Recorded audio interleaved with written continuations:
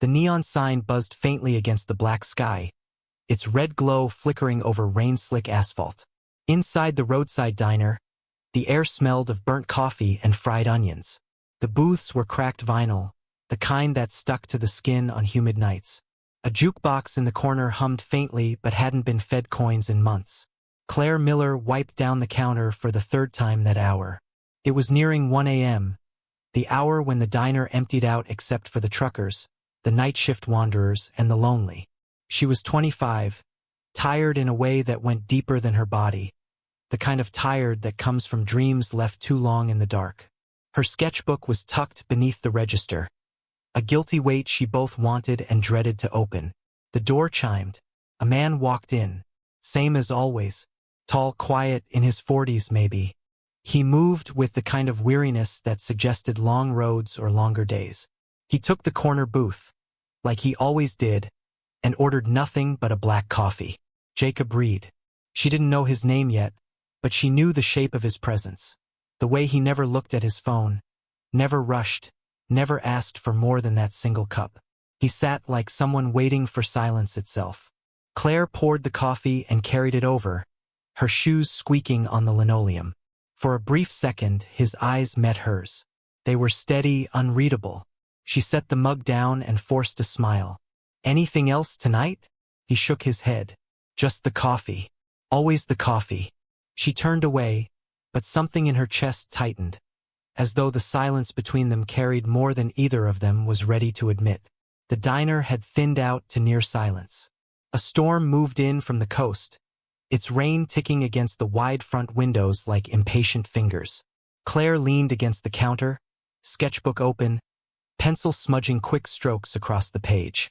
She drew the booth in the corner, the way the shadows fell across the man's shoulders, the soft slump of someone who carried too much weight in silence. She wasn't supposed to draw the customers, but she couldn't stop herself. He was the only figure that felt real enough to capture. Her pencil caught the curve of his jaw just as the bell above the door rang. A pair of teenagers stumbled in, laughing too loudly, shaking water from their jackets. Claire snapped the book shut, slid it under her arm, and grabbed the coffee pot. She tried not to look toward the corner booth, but her gaze betrayed her. He was still there, steady as stone, eyes lowered to the dark swirl in his cup. When she reached his table, she was distracted, half in the drawing, half in her thoughts of how badly she wanted her life to change. Her hand tilted. A dark wave of coffee spilled over the edge of the mug and onto his shirt sleeve. "Oh God!" Claire gasped, nearly dropping the pot.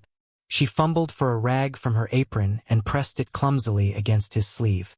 "I'm so sorry. I wasn't paying attention." The man didn't flinch. He simply looked up at her, his expression unreadable at first. Then, unexpectedly, he smiled. Not wide, not mocking, just the faintest, quietest curve of kindness. "It's fine," he said, voice low, steady. Claire froze, the rag still pressed against his arm. She could feel the warmth of his skin beneath the damp fabric.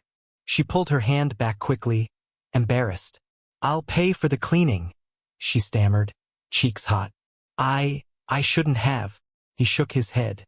"Don't worry about it." Then, after a beat, his gaze flicked to the sketchbook tucked under her arm. "What were you drawing?" The question startled her more than the spill. Customers didn't notice. They ate, drank, left tips or didn't, and disappeared. No one asked. No one cared. Her fingers tightened around the notebook. Nothing. Just doodles. He tilted his head slightly, studying her, as if he could see past the guard in her voice. "Must have been important enough to distract you." The words slipped under her defenses. She opened her mouth to argue, but nothing came. Instead, she let out a shaky laugh. "Not important. Just a habit I can't break." Something in his eyes softened, like he understood the weight behind that deflection. He leaned back slightly, giving her space. "I think habits like that matter more than people admit." Claire stood there longer than she should have, the rag still damp in her hand, the storm outside pressing its rhythm against the glass. She wanted to say something else, anything, but a call from the counter broke the moment. Refill over here, Claire. She blinked, nodded quickly, and stepped back. I'll bring you another pot. On the house. He gave a quiet nod, watching her retreat. She could feel his gaze linger as she crossed the diner. For the first time in months, the ache in her chest felt less like failure and more like possibility. The nights began to form a quiet pattern. Jacob Reed arrived just after midnight, always to the same corner booth, always ordering the same black coffee. Claire found herself waiting for the sound of the door chime, though she would never admit it, not even to herself. Their talk started in fragments, passing remarks about the rain, about the songs the jukebox repeated, about how the coffee was burnt, but strong. Claire laughed once at that. That's exactly how I feel most days. Over time, the fragments grew into conversations. She told him, haltingly, about art school, about how she had dropped out after convincing herself she wasn't good enough. He listened without interruption, his eyes steady, as though nothing she said bored him. Most customers barely noticed she was more than a waitress. Jacob noticed. He rarely spoke about himself. When she asked where he worked, he only said, construction, and left it at that. Claire imagined him as a truck driver, or maybe a foreman drifting between jobs. His hands, though clean, carried the quiet strength of someone used to labor. There was a stillness in him that suggested long roads and long silences. But the truth, hidden from her, was different. Jacob was no drifter. He was one of the most powerful men in Oregon, the head of a company whose buildings scraped skylines. Reed Construction shaped entire cities. His signature unlocked projects worth billions. His face had once appeared in magazines, his name cited in business journals. Now he lived like a shadow. 3 years earlier, his wife, Elena, had died in a plane crash. The small jet went down in the Cascades, killing everyone aboard. What the newspapers didn't know was that the flight had been tied to one of his company's rushed projects. A trip Elena had taken in his place because he had begged her to represent him at the meeting. Jacob had watched the news unfold with a kind of silence that no one could break. His children, 2 teenagers, looked to him for strength, but he couldn't meet their eyes without feeling the crash replay inside him. He stepped back from the company, leaving day-to-day operations to his executives. The board fought to keep his name on headlines, but Jacob withdrew. He no longer attended galas, no longer stood before cameras. Instead, he slipped into places like this diner where no one recognized him, where he could be anonymous. For Claire, the mystery was part of him. She tried to sketch him once, catching the angle of his jaw in a stolen glance, but tore the page out before he could see. He was private, guarded. She didn't want to intrude. One night, as the rain hammered against the windows and the fluorescent lights buzzed overhead, she leaned on the edge of his booth. "You're an odd one," she said with a crooked smile. He raised an eyebrow. "Odd? Most people who sit here can't stop talking about themselves. You," she gestured vaguely with her pencil. "You just sit. You listen. You come back every night like it's, I don't know, like you're waiting for something." Jacob's mouth curved, though it wasn't quite a smile. "Maybe I am." Her heart skipped. She covered it with a laugh, but the sound came out thin. "Well, you won't find it in this place. Just stale pie and overworked waitresses." His gaze held hers for a beat too long, and in his eyes she caught something heavy, grief, maybe, or guilt, though she didn't have the words for it. He looked away first, back to his coffee, and the silence between them grew warm instead of cold. To Claire, Jacob was a mystery she wasn't sure she wanted to solve. To Jacob, Claire was the first person in years who spoke to him without expectation, without recognition, without pity. And that was why he kept coming back, night after night, to a small diner outside Portland, where a young woman with ink-stained hands made him feel, for a fleeting hour, almost human again.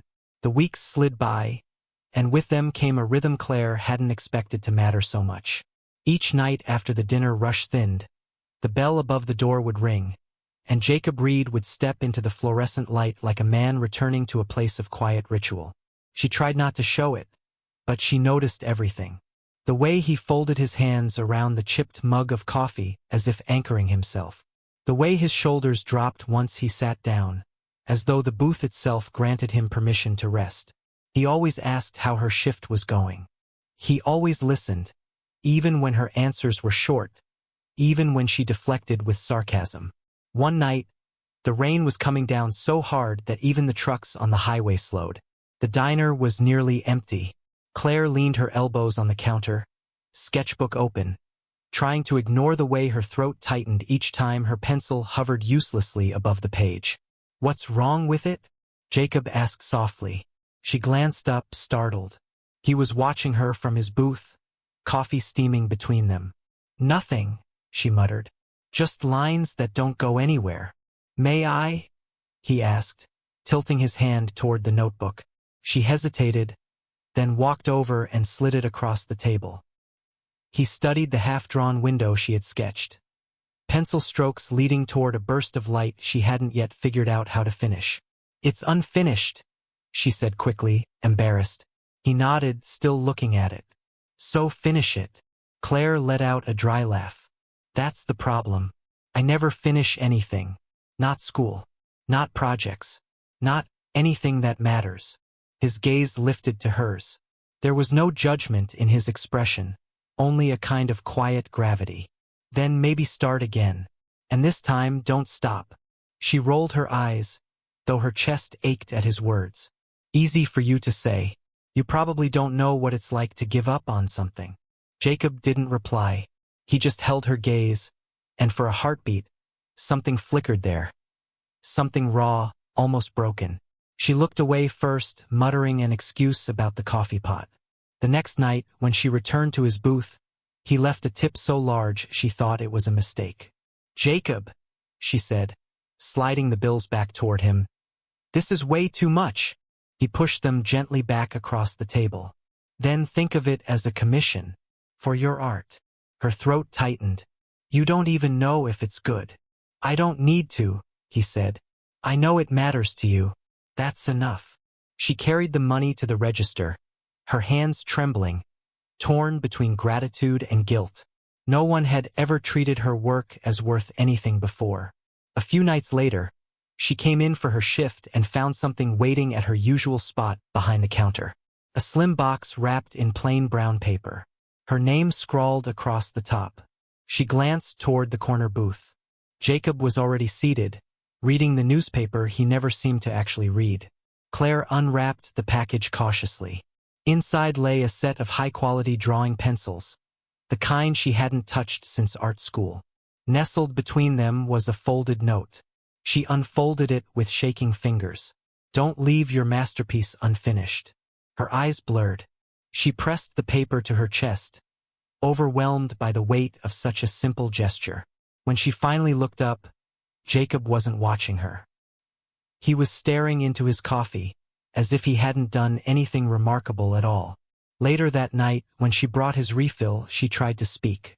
"Why would you—" Her voice broke. She started again, softer. "Why would you do this?" Jacob looked up, his expression calm but not dismissive. "Because sometimes people need a reminder, and because someone once did the same for me." She wanted to ask who, but the words caught in her throat. The silence between them felt too sacred to break. From then on, their conversations shifted.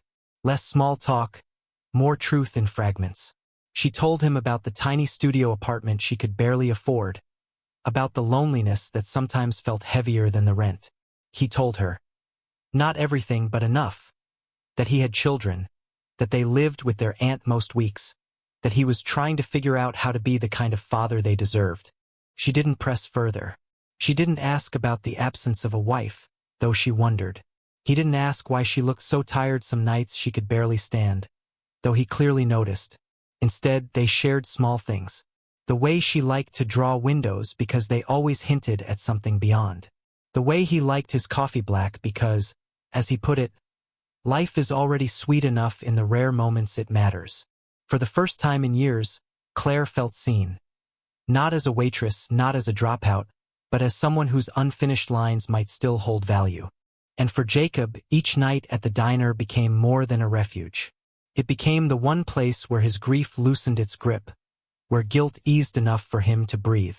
In the young woman with ink-stained fingers, he saw not pity or pretense, but possibility. A chance, fragile, tentative, that maybe his life, too, was not yet finished.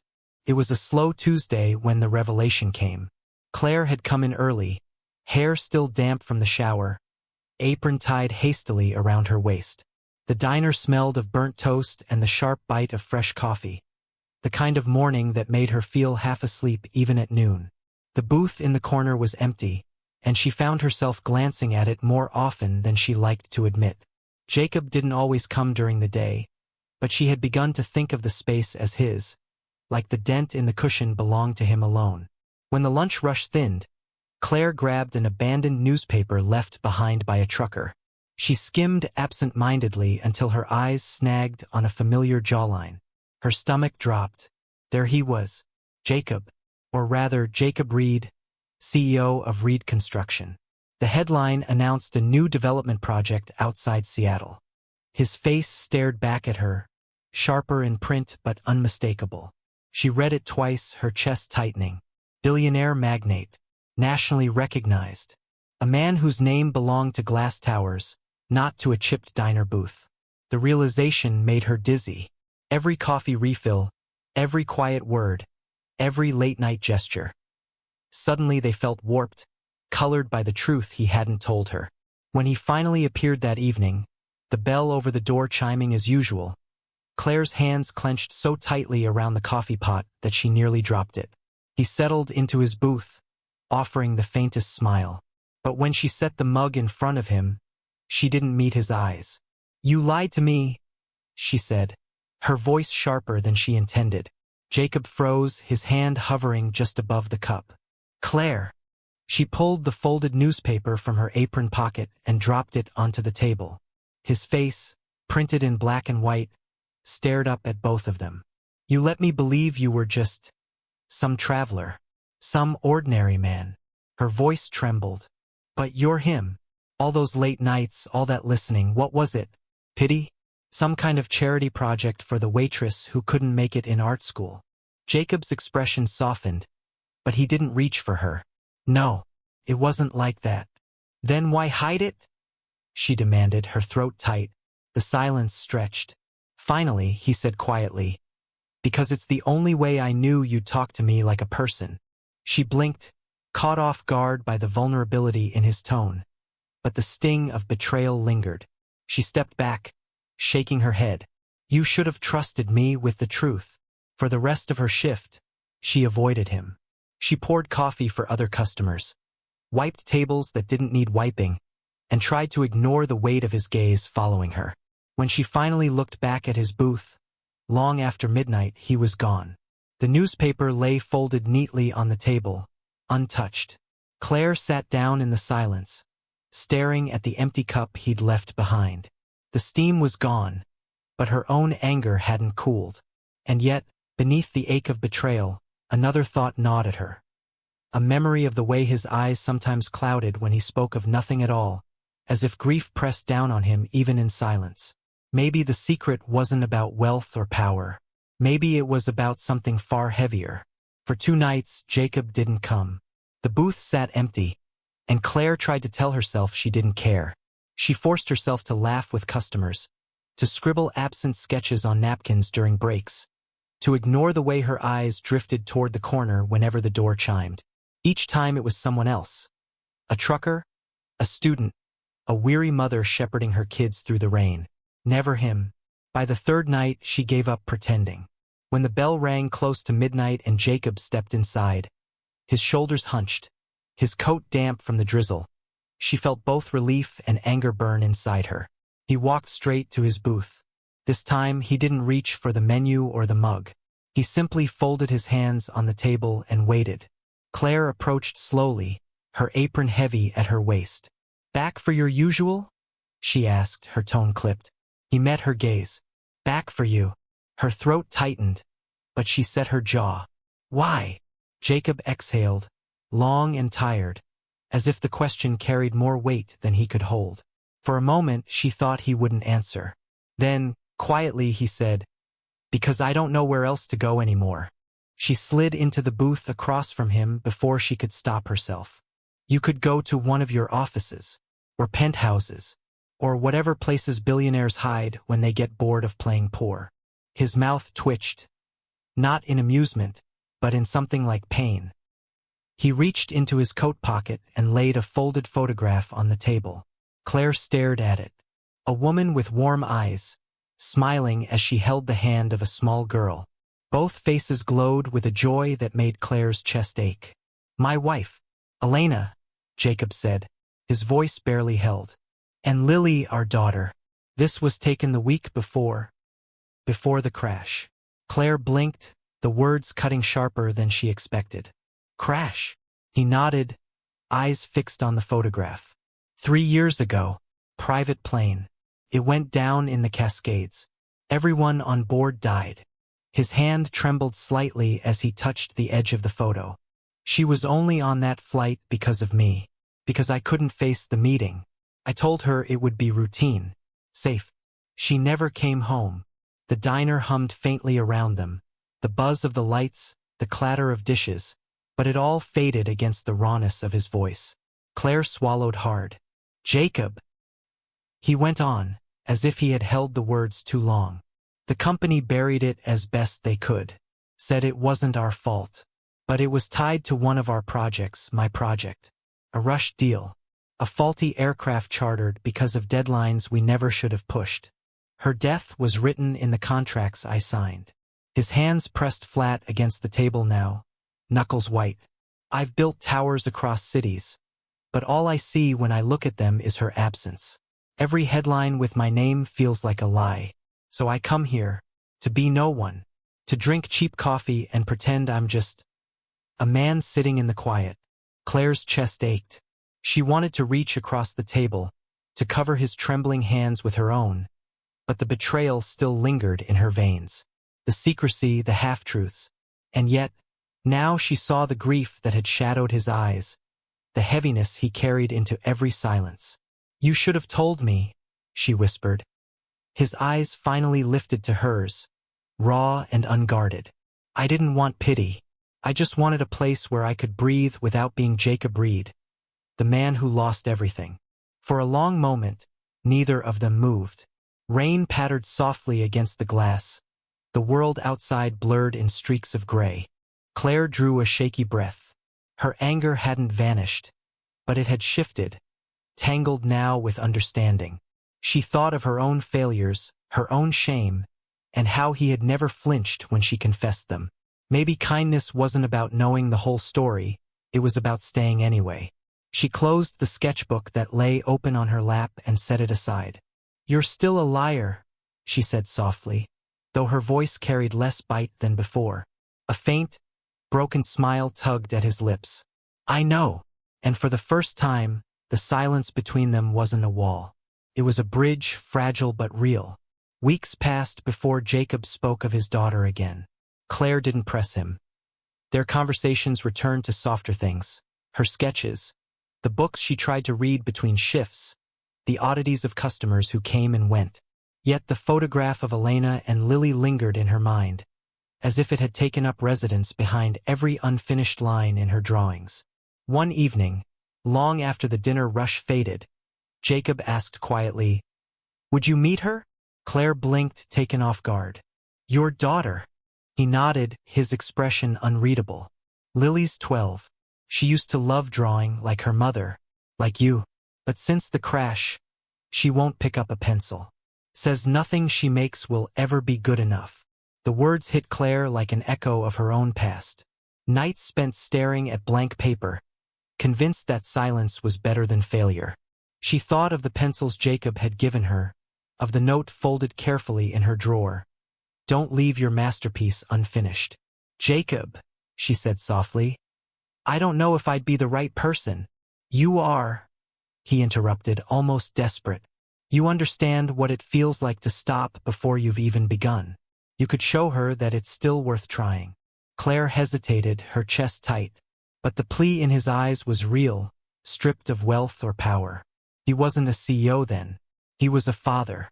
The following Saturday, Jacob arrived with Lily. She was small for her age, with dark hair that fell into her eyes and a guarded posture that reminded Claire of the way Jacob first sat in that booth. Lily clutched a sketchbook against her chest, as though it might shield her from judgment. "Hi, Lily," Claire said gently, crouching to her level. "Your dad tells me you draw." The girl shrugged, not meeting her eyes. "Not really." "That's okay," Claire replied. "I didn't really, for a long time either."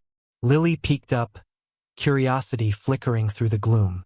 Claire guided her to a booth near the window, laying out the pencils Jacob had gifted weeks before. The rain tapped against the glass, soft and steady. For a while, neither spoke. Claire sketched the curve of a coffee mug, her strokes slow and deliberate. Finally, Lily opened her notebook. Her hand moved uncertainly, the pencil trembling as if the page might break beneath it. "You know," Claire said after a moment, "I used to tear up every drawing I made. I thought if it wasn't perfect, it wasn't worth keeping. But your dad taught me something." Lily glanced up. "What?"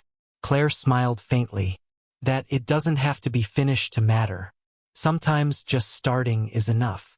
The girl studied her a moment longer, then bent back over the page. The lines grew steadier, surer, shaping into the outline of a bird mid-flight. Jacob watched from across the diner, his hands folded, his face shadowed with something between grief and gratitude. By the time the night waned, Lily had filled 2 pages. Not perfect, not polished, but alive with movement. When she looked up, there was a spark in her eyes Claire hadn't seen before. "Can I come back?" Lily asked almost shyly. Claire's throat tightened. "Of course." Jacob exhaled, as if releasing a weight he had carried too long. His eyes met Claire's, and in them was something unspoken. "Thank you." The weeks that followed wove them together in quiet ways. Lily's drawings multiplied, each one a small act of defiance against silence. Claire found herself sketching alongside her, discovering that teaching another had rekindled her own fire. Jacob, for his part, sat with them, not as a magnate or a man buried in grief, but simply as a father, listening to the scratch of pencils against paper. One night, after closing, Claire stepped outside with Jacob.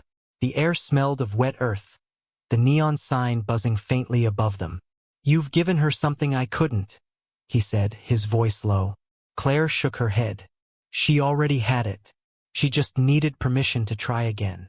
For a long moment, they stood in silence, the night pressing gently around them. Jacob's hand brushed hers, tentative but steady. She didn't pull away. Life wasn't fixed. Grief still lived in his eyes, and doubt still lingered in hers. But in the quiet glow of the roadside diner, something fragile had taken root. Trust, maybe even love. And for the first time in years, both of them believed that a simple cup of coffee, a pencil's first line, could open the door to a future not yet finished. Months later, as spring settled over Portland, the diner's neon sign still buzzed against the night. Inside, a girl sketched at the counter, her laughter bright, her pencil smudged with graphite. Beside her, a woman leaned close, guiding her hand. And in the corner booth, a man watched quietly, not with the weight of guilt anymore, but with the fragile peace of someone learning how to live again. For Claire, Jacob, and Lily, the diner was no longer just a stop on the roadside. It had become something else. A beginning, drawn in lines that might never be perfect, but would always be enough.